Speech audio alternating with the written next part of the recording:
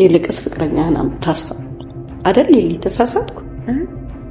ፍቅረኛ ታዲያስ ሊሊ አማች አድርገኝና የልጅ ልጅ አሳየኝ እያልኩት ነው። ምን ትያለሽ ሊሊ? አዎ ማሚዬ፣ ትዳር በጣም ጥሩ ነገር ነው። ነገር ግን ማንን ነው የምታውቀው? አንድ ሚስቴ ነው። ማናት ሚስት? በጣም የምታምር ልዕልት የመሰለች ከሳ አግኝቻለሁ። ለካ አንቺ አልነበርሽ። የምርህን? እውነቱን ነው እንጂ ለልዬ።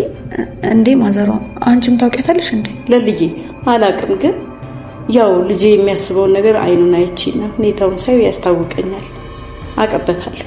እና ስለዚህማ ጓደኛሽን ዳሪና ቀጥሎ ደግሞ ለልጅ ስር ተዘጋጅ። ቆይ የምርህ ነው እንዴ ቤኪ? አንድ ምን አሷሽ? አይ እሺ ይሁንልህ። እንኳን አደይ እዙስ በፋይል ዶክመንት አስቀምጬ ነበር፣ አይተሽዋል? አንቺ ከሌለሽ እኮ መኝታ ክፍልሽ አልገባም። ወይኔ ጉዴ! እና ሹቄ ማን ወሰደው? ምናልባት እኮ ባቡሬ ለጥንቃቄ ብሎ ቦታውን ቀይሮት ሊሆን ይችላል። አዎ ቆይ ልደውልለት።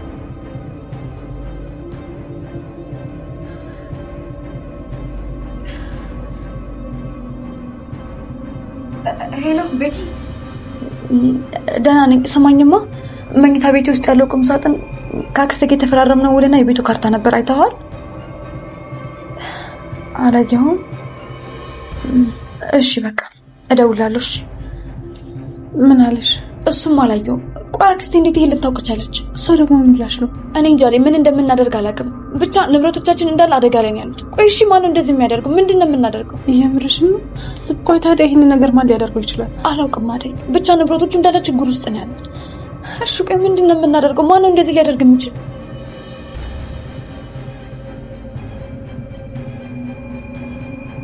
ቤዛ ስለታሰረች ደስ ያላችሁ ብቻ ቪዲዮ ላይክ እያደረጋችሁት ከ500 በላይ አድርጉት። ቤዛ ከታሰረች በኋላ ግን ፖሊሱ በጣም አሪፍ ዘዴ እየተጠቀመባት ያለው ተባባሪሽ ማን ነው? ይህን ሁሉ ነገር ብቻሽን ስትሰሪ አልነበረም። በዛ ላይ እነዛን ጊዜው ያለፈባቸው መድኃኒቶች ማን እየሰጠሽ ነው አንቺ በትክክለኛ መድኃኒቶች ቀይረሽ የምታወጫቸው? አሁን እየተከራከረን ያለው እኔና አንቺ ሰራሽ አልሰራሽም ሳይሆን አንቺ እንደሰራሽኛ እናውቃለን። ነገር ግን ተባባሪሽን ነው የምንፈልገው።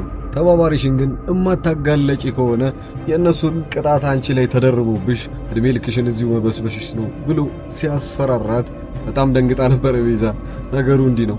አረ እድሜ ልኬንማ እዚህ የምታሰር ከሆነ ለምን እደብቅለታለሁ?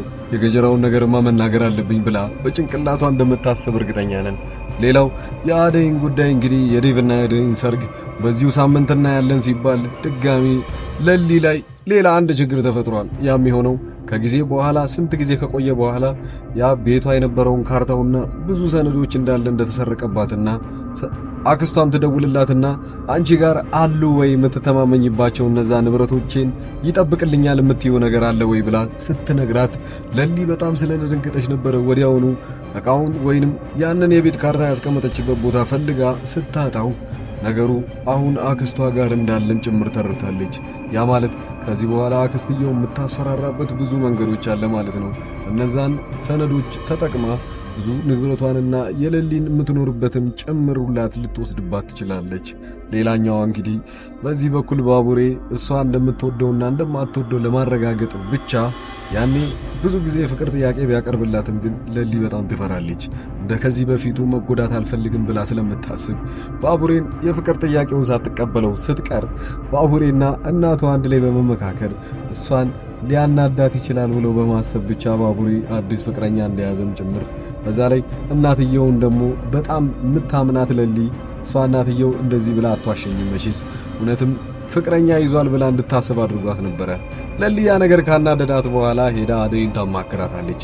አደይን ስታማክራት ባቡሬኮ እንደዚህ ሳይነግረኝ እስከዛሬ ድረስ ደብቆኝ አሁን ፍቅረኛ ያለኝ ላገባ ነው ሲለኝ በጣም ደንግጬ ነበረ ብላ ለአደይ ስታማክራት አደይ እኮ ይህንን ነገርማ በቀላሉ ባቡሬ አንቺ ላይ አያደርግብሽም። ከዚህ በፊት ብዙ ጊዜ የፍቅር ጥያቄ አቅርቦልሻል። ነገር ግን ፍቅር ጥያቄውን ያልተቀበልሽው እኮ አንቺ ነሽ። ስለዚህ በዚህ ሰዓት ላይ ሊያስቀናሽና ሊያናድሽ ስለፈለገ እንጂ ያንን ነገር በአጭር ጊዜ ውስጥ እንደዚህ ያደርጋል ማለት አይደለም።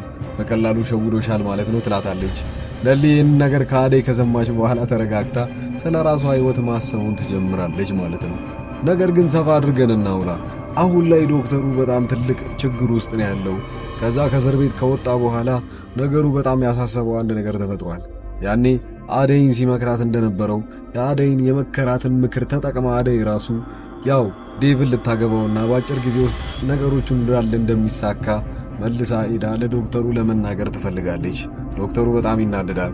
ከዚህ በኋላ ስለ እሷ መርሳት አለብኝ፣ እሷ የራሷን ሕይወት ጀምራለች፣ ታዲያ ለምንድን ነው እኔን የሚረብሸኝ ብሎ ያስባል። ዶክተሩ በነገራችን ላይ አንድ ሌላ ሰው ታዋቂ የሚባል የራሱ ጓደኛ አለው። እሱ ጓደኛው እየረዳው ያለው አደይን በጣም እንደሚወዳት ስለሚያውቅም ጭምር ነገሮችን እየመከረና ከአደይ ጋር ያለውን ግንኙነት በደንብ ለማጥበብ ሲባል እየደወለለት ብዙ ነገሮችን እንደሚነግረው እናያለን። ታዲያ አሁን አካባቢ ላይ ሲደውልለት ይናደዳል ዶክተሩ። ምክንያቱም እሱ ተስፋ ቆርጧል በአደይ ጉዳይ። ሰውየው ግን ተስፋ ሳይቆርጥ ስለ እሱ መምከርና ነገሮችን በብዙ ነገር ማየት ስለሚፈልግ ብቻ ጓደኛው ይመክሯል። ይሄኔ ግን አደይ ደውላለት እንደነገረችው ሌላ ጊዜ ሐኪም ቤት መጣ እንደምትነግረውና ደስታቸውን እንደሚካፈሉ ነግሯት በዛን ሰዓት ላይ ስልካቸውን ይዘጋል። በስተመጨረሻም ሩታ እንግዲህ ከነበረችበት ቦታ ላይ አሁን ተመልሳለች። እንደተመለሰችም ዶክተሩን ቀድማ ማግኘት እንደምትፈልግ ያው አሹን ነግራው፣ እሷ ደግሞ ሰበብ ያደረገችው ለሊ ነበረ። ለሊ ድና እንደወጣችም ጭምር ስላልሰማች ነገሩ አሹ በደንብ ስለተረዳት ያለችበትን ሁኔታ ላይ ለእሷ ይነግራታል። ዶክተሩን ብቻ ማየት እንደምትፈልግና እሱንም ሄዳ ማየት እንደምትችል ከነገራት በኋላ እሷ ግን ራሷ ላይ ሳታስታውቅ ነበር ወደዛ ቦታ ላይ ሄደችው። ከዶክተሩ ጋር ትንሽ ንግግር ባደረጉበት ሰዓት ላይ ሩታ ምን ያህል እንደምትወደው በዛ በኩል አሳይቶናል። እሱ ግን ምንም ስለ እሷ ስሜት እንደሌለው እያሳየን፣ ነገር ግን እሷ ታማ ከሆነ ትክክለኛ እዚህ ቦታ ላይ የመጣችው ምርመራ ሊያደርግላት እንደነበረም ጭምር አሳይቷት፣ ሌላ ጊዜ መምጣት የምትችል ከሆነ እንዲፈቅድላትም ጭምር ከጠየቀችውም ያንን ማንኛውም ሰዓት ላይ መምጣት እንደምትችል ይነግራታል። ታዲያ ሩታ በዚህ ሁኔታ ላይ እሷም የራሷን የሆነ ውሃ ጣጭ አግኝታለች ማለት ነው። እስቲ እናንተ ኮሜንት ላይ ለሷ እሱ ይገባዋል የምትሉ ካላችሁ እንደዚሁም ኮሜንት ማድረጋችሁን አትርሱ። ነገር ግን ትንሽ ቅር የሚለው ነገር ቢኖር ዶክተሩ አሁንም ቢሆን የአደይ ፍቅር እንዳለቀቀውም ጭምር ያሳየናል። ስለዚህ ሩታን ምናልባት ሊጎዳት ይችላል በጥሩ ሁኔታ ወይንም እሷ እንደምትፈልገው ካላያት ማለት ነው። አሹ ወደ ገጠር ሊመለስ ነው። ታዲያ አሹ ከግዝንት ጊዜ በኋላ ላይ እናቱ በጣም እንደናፈቀችውና ካሉበት ችግሮች ውስጥ እሷን ከማየት እንደማያግደውም ጭምር ወይንም እንደሚበልጥበት አሳይቶ ወደዛ ቦታ ላይ የሚመለስ ከሆነ ሮሚ ደግሞ አብራው እንደምትሄድም ጭምር እየጠየቃት ነው ያለው። ታዲያ ሮሚ ይህንን ነገር ማድረግ እንደማትችል እያስፈራራችው ነው። እዛ ቦታ ላይ ተመልሰን ከሄድን በፊት የነበራቸውን በቀል እስካሁን ድረስ ካረሱትና ምናልባት አሁን ላይ ትልቁን ዕድል አግኝተው እኛን ሊበቀሉን ይችላሉ፣ መሄድ የለብንም ብላ ነው እየነገረችው ያለው። ታዲያ ሮሚ ልክ ናት ወይ ትላላችሁ? አሹ ግን እናቴን ካላየው ከዚህ በኋላ ላይ ብዙ መሄድም አልችልም፣ መቀጠልም አልችልም፣ በጣም ናፍቃኛለች፣ እሷን ከማየት የሚያግደኝ ነገር የለም፣ መሄድ አለብኝ እያለ ነው ያለው። አሹን የምትስማሙበት ካላችሁ እንደዚሁም ሐሳብ አስተያየታችሁን መስጠት አትርሱ ማለት ነው። የፍቅርን ሁኔታ እናንሳ። ፍቅር አሁን ላይ ሁሉም ሰዎች ታስረውባታል ሲያግዟት የነበሩት። ቤዛ ታስራባታለች። ቤዛም ደግሞ ብዙ ጊዜ ማትቆይም ይሆናል። እሷ ከዛ እስር ቤት ለመውጣት ስትል ምንም አይነት ነገር ማድረግ ትችላለች። ስለዚህ ምናልባት ነገሮቹን እንዳለ ውጪ ላለ ሰው አንድቸው ላይ አላካ መውጣት ትችላለች ማለት ነው። የመጀመሪያው ገጀራው ሲሆን ገጀራው ደግሞ ላለመታሰር ሲል ከዚህ ቦታ ላይ መጥፋት እንዳለባቸውና እሱም ደግሞ አንድ የቀረውን የቤዛን ወንድም ይዞ ነው መጥፋት የሚፈልገው። የቤዛ ወንድም ታሰረ ማለት እሱ ስለሚንቦቅቦቅና ምናልባት በእህቱ ሁኔታ ላይ ከመጡበት እያንዳንዱን ነገር ይናገራል ማለት ነው።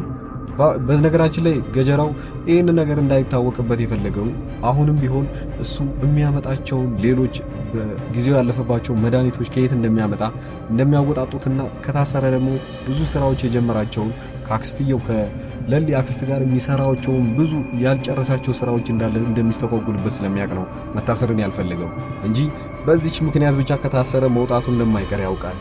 አሁን ላይ ማድረግ የሚችለው አንድ አማራጭ ብቻ ነው፣ ከዛ ቦታ ላይ ለቆ መውጣት። እሱም መረጃ የያዙበትን ሰዎችና ስለሱ የሚያውቁትን ሰዎች ግን ይዞ መሄድ ነው የሚፈልገው። አንዴ ቤዛ አምልጣኛለች፣ ስለዚህ እሷ ላትናገርብኝ ትችላለች፣ እሷ ጠንካራ ነች ከወንድሟ ይልቅ ብሎ ስለሚያስብ፣ ወንድሟ ግን ከታሰረ እኔም አለቀልኝ በትንሹ በጣም ስለሚፈራ ወዲያውኑ ሊናገር ይችላል። አሊያም ደግሞ ይዤው መሄድ አለብኝ ብሎ እሱ ከወንድሙ ጋር እየተነጋገረ ያለ ፍቅርም አብራቸው ነበረች። ፍቅር ታዲያ በዚህ ሁኔታ ላይ አሁንም ቢሆን ብቸኛ ልትሆን ነው ማለት ነው። ያኔ የእሷን ተንኮል ማን አብሯት ሊሰራ ይችላል?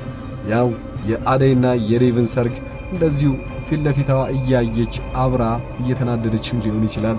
ብቻ ሰርጉን ወደደችም ጠላችም አብራ የምታከብር ይሆናል ማለት ነው። ቀጣይ ክፍል ላይ ምን እንደሚፈጠር የራሳችሁን ግምት እያስቀመጣችሁልኝ እዚሁ አጋጣሚ ላይ ዩቲዩብ ቻናል መጀመር የምትፈልጉ ሰዎች ካላችሁ እዚህ ጋር በማስቀምጥላችሁ ቁጥር እኔም በቴሌግራም በዋትስአፕ እና በኢሞ ማናገር ትችላላችሁ።